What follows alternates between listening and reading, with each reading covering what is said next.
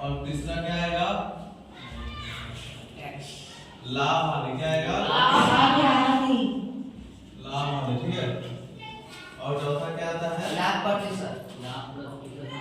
चौथा क्या आएगा? लाभ प्रतिशत, हानि प्रतिशत।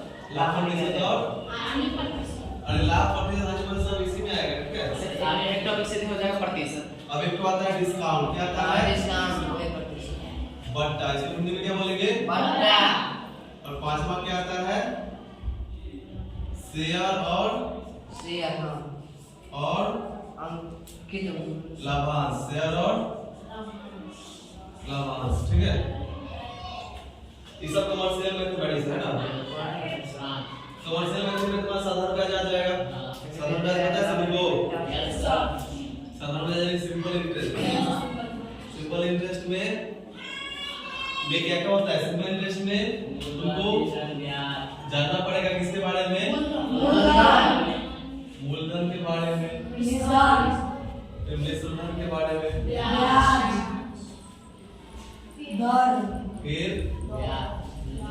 फिर साधारण ब्याज। साधारण ब्याज फिर क्या आएगा? समय।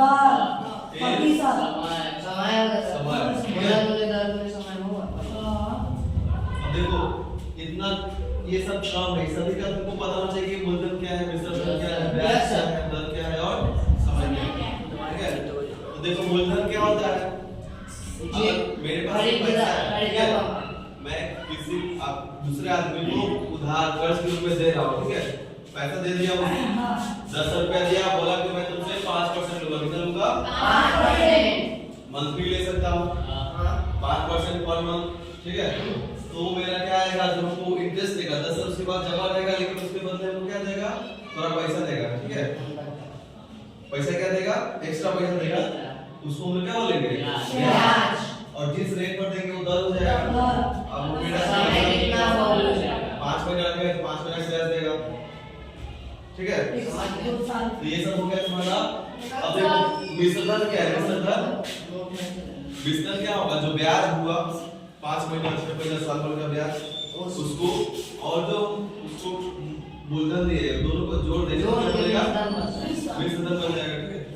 तो ये तुम्हारा मिश्रधन बन जाएगा। ठीक है। अब चक्रवृद्धि ब्याज से साधारण ब्याज के जैसा ही है, लेकिन इसमें क्या होता है कि इसमें ब्याज पर भी ब्याज लगता है। तो ये चक्रवृद्धि ब्याज होता है ना, ये बैंक वाला लोग लेते हैं। क्यों? कौन सा लेते हैं?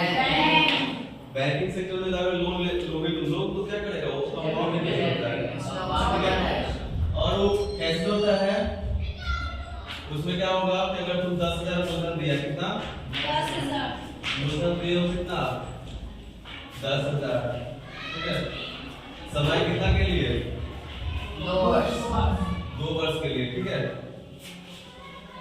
2 इयर्स के लिए दिए हो और रेट तुम्हारा दर कितना है?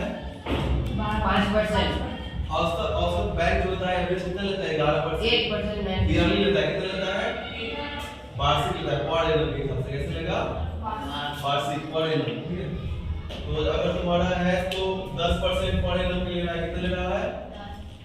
और एनम। इसका मतलब क्या हुआ? Per annum. एनम यानी प्रति वर्ष। कितना वर्ष ले रहा है? तो देखो इसमें क्या करेगा? तो 10,000 का जो 1 साल का जो होगा, ठीक है, उसका जैसे मैं अगर मान लूं कि 1 साल का सूद कितना हो जाएगा? इसका 10% लेगा 1,000 कितना हो जाएगा? 1 साल का 1 वर्ष का ब्याज कितना होगा? 1,000 होगा। 1,000।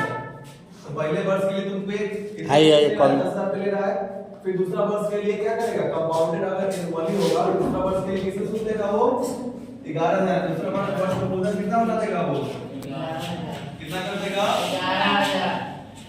ये दूसरा वर्ष के लिए 11,000 पे सूद जोड़ेगा। कितना पे? 11,000 रुपया पे सूद जोड़ेगा। ठीक है।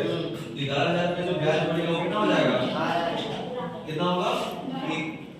10,000 पे कितना आया? 1,000। ठीक है। और 11,000 पे कितना आएगा? 1,000 पे और 100 रुपए जोड़ो, यानी अगला वर्ष के लिए कितना ब्याज रहेगा? नेक्स्ट ईयर के लिए तुमको कितना रेट लेगा पता है? 1100 रुपया सूद लेगा। कितना लेगा?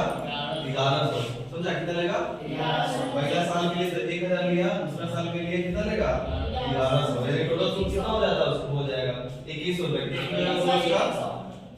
2100, लेकिन साधारण ब्याज पे दे तो 2 वर्ष का सूद कितना होता है ब्याज? मात्र 2000। लेकिन कंपाउंड इंटरेस्ट पे दिया है तो 100 रुपए एक्स्ट्रा हो जाता है। अब ये हुआ तुम्हारा ये चेक साधारण ये चक्रवृद्धि ब्याज में। अब लाभ हानि के बारे में थोड़ा जान लो। लाभ हानि क्या होता है?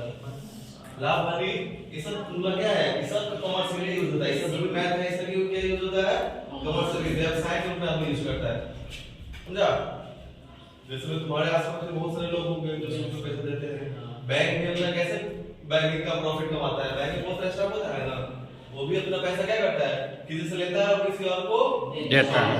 ठीक है? तो बैंक में अपना प्रॉफिट किसे कमाता है? सूद पर पैसा देके। ठीक है? 10% 12% देता है, बड़ा-बड़ा इंडस्ट्रीज में देता है। ठीक है? उसका रिटर्न आता है। ये सब आप तुम्हारा लाभ हानि भी कमर्शियली कह रहा हूं। लाभ हानि क्या होता है? इसका भी तुम लोग व्यवसाय में यूज कर सकते हो। मान लो कि तुम कोई वस्तु खरीदते हो, 100 रुपए का 200 रुपए का जो वस्तु हम लोग जिस प्राइस पर खरीदते हैं वो क्या होता है? उसका क्रय होता है, क्रय मूल्य। ठीक है?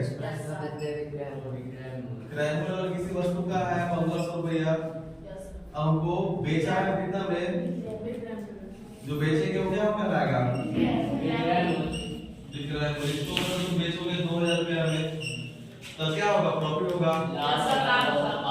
अगर बेच दिए कितना में? 1400 रुपया में तो क्या होगा? हानि हो जाएगा। तो ये सब का हम लोग क्या किसमें मैथमेटिक्स के किसमें होगा? व्यवसाय में, कमर्शियली। ठीक है? अब नेक्स्ट है तुम्हारा ये बट्टा। बट्टा भी बहुत इंपॉर्टेंट रोल निभाता है। ठीक है? अभी मॉल में जाओ, एंड ऑफ जो साल लगता है, एंड ऑफ ईयर के अंत में क्या कहलाता है? बैंक जो भी मॉल्स होता है ना, डिस्काउंट पे अपना सामान बेचना स्टार्ट कर देता है। ठीक है? तो डिस्काउंट पे जो सामान तुम लोग खरीदते हैं ना, लिख दिया कितना परसेंट डिस्काउंट है? 50% ऑफ। कितना लिख देता है? 50% ऑफ। अब जिस वस्तु पे 50% ऑफ आएगा उसका सेल बढ़ जाएगा, उस पे कस्टमर ज्यादा छूट पड़ता है। ठीक है? तो हमने ये लग दे देना, तो इस पे कितना डिस्काउंट था? इसमें 40% डिस्काउंट था। ठीक है?